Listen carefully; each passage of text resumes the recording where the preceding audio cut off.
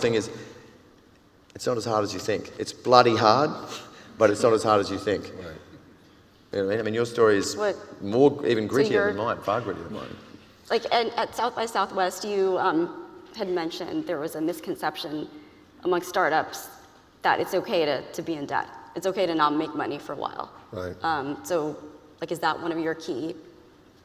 Yeah, no, I was at a conference and it was some companies that were discussing things like they were just talking about raising capital, what that meant, the timing for when they were going to do it, and then some of them were saying, as a company we're 4 years in operating, we're still we're cash flow negative, so we're burning their burn rate is $400,000 a month or whatever it was, and then the second one said, yeah, we are too.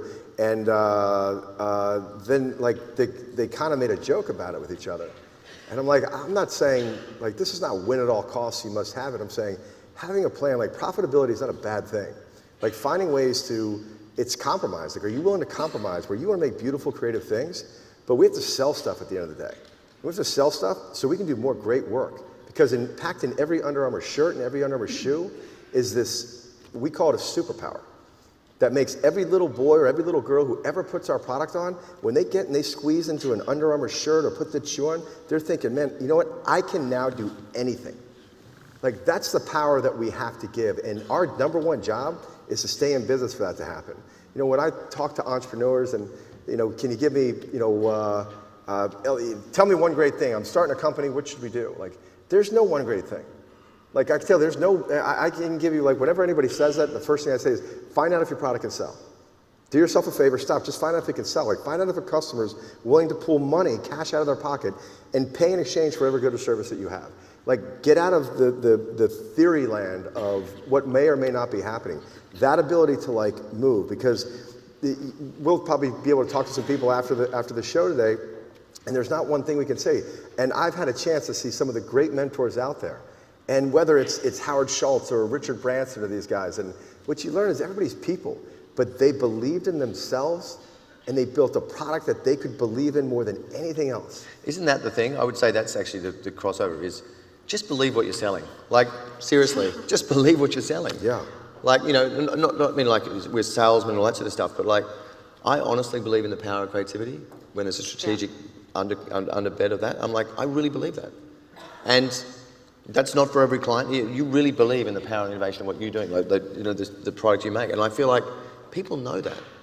You know what I mean? And that's fundamental. And there's no coincidence. It's not just luck or random that the strongest companies are led by people who really believe what they're doing. And look at our industry. The best agencies, in my opinion, are the ones that are creatively led. Fact. So talk about. Can I just drive that home? I mean, really believe in what you're doing. Like, do you really believe in your product? And like, that's the whole, if you love what you do, you'll never work a day in your life. But I think it's an excellent point by David. So talk about the power of creativity. Your campaign won the Grand Prix last year. And one of the big questions in this industry is, does great creative actually do good business? What did that campaign do for your business? So the campaign, I will what I want. So I will is it's our staple. It's from our first campaign was protect this house. Will you protect this house? I will. It was the answer to, but it wasn't like an answer to the question. It was like it's a meaning of like having it inside of you. So with David and the take that we did for women is that how do we make that and have a woman's voice that's articulated and speaking directly to her, from a position that she's comfortable with. And I will what I want really drove and really spoke to that. It took some of the edge off it. And when you're growing a company, not everything doesn't grow at the same time. Sales here, marketing here, product over here, infrastructure here, teammates and people. And you can start every morning with the list of things that you don't have. The number one question I get is people like, wow, can you believe, isn't it great what happened with Under Armour? And I look at them, I go, do I pinch myself every day? Oh my God, I'm incredibly blessed, lucky, the best team in the world, all those things. But most importantly, we woke up every day and we said, we never thought it couldn't happen. Like it wasn't like, wow, what an amazing thing. It's like, we never believed it couldn't. Like, why not us? Like, why can't we?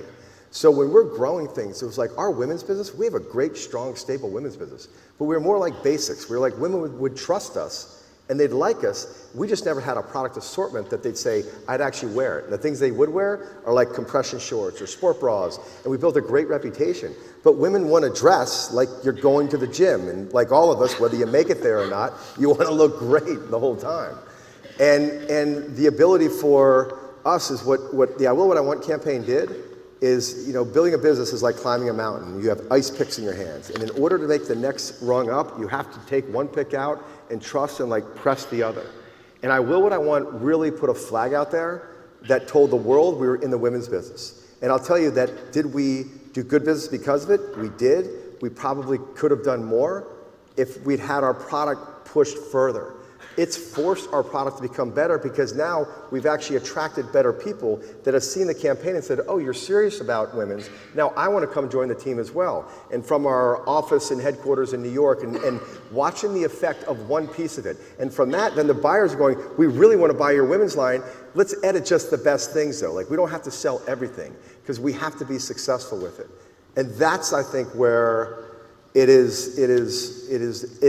the campaign has made us better, and as I said, it's going to be $1 billion business, which there's 17 brands, in the U.S. alone that have $1 billion women's business, and some of those are just the mass market. So it's a big statement where we are. We're a good-sized company, but now we have scale, and we can be better because of what the campaign did for us. Thank God. Well, I want to talk about something that was kind of funny, that was in the news in the U.S. I don't know if the global audience is aware of this, but you released the Chef Curry 2 low shoe, and it got a lot of interesting action in social media, and even Stephen Colbert had talked about it on his show. People were comparing it to dad shoes and nurse shoes. So what happens when something like that happens? Like, was there any discussion between you guys? Like, shit, what should we do with this? Well, I mean, it's kind of moot now because the shoe is actually doing well.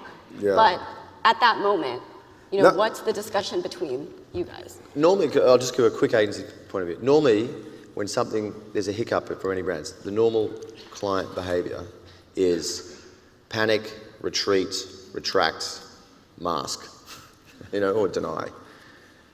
When that happened, the flow of emails led by you was amazing about like, this is potentially fucking amazing, we should lean into this, how can we exploit this, this is great. Like it was just exactly the type of thing you want to hear. It's like, not panic. It's like, how do you make something great out of, that's the reality of any business, right? There is going to be a hiccup. And particularly in fashion, sport and all that, people want to take the piss. But that, again, we talked about this in the agency, not just about your emails, but we pointed to these emails going, that's why this company is amazing, because of your reaction to that.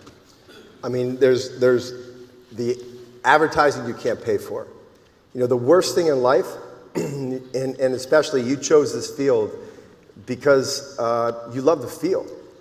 Like you love marketing, you want to make great things, right? That's what you're doing. You're there, you want to make great creative, you want to make a great product. And the worst thing in life is apathy, right? Apathy is when, if you get invited to a party and nobody cares if you showed up or not.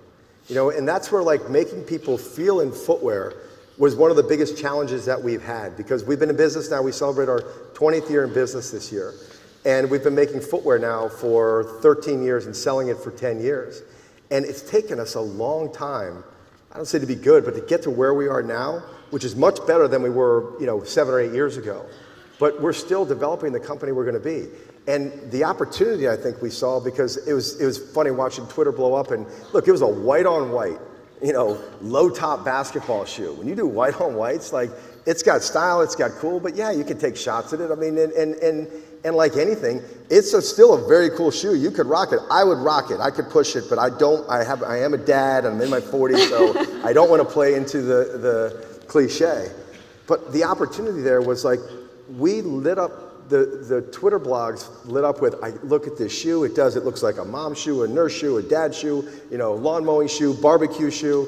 And I'm looking at this and going, oh my gosh, after 20 years in business, after 13 years doing this, people finally care. Like, they finally care. They're not going like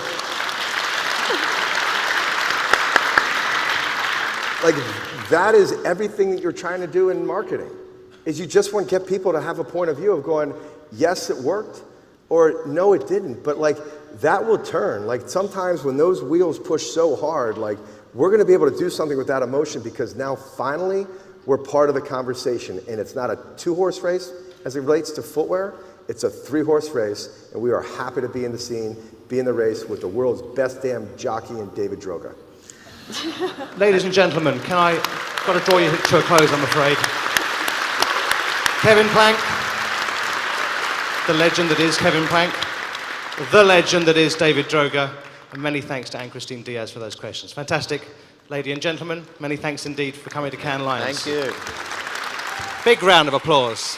Standing ovation even. David Droga's in the house. Many thanks indeed. Upstairs now, the Creative and Talent Programme continues in the Forum, where later today at 2 o'clock, Sam Conniff of Liberty will be explaining why the Chief Purpose Officer will be 2017's most essential hire.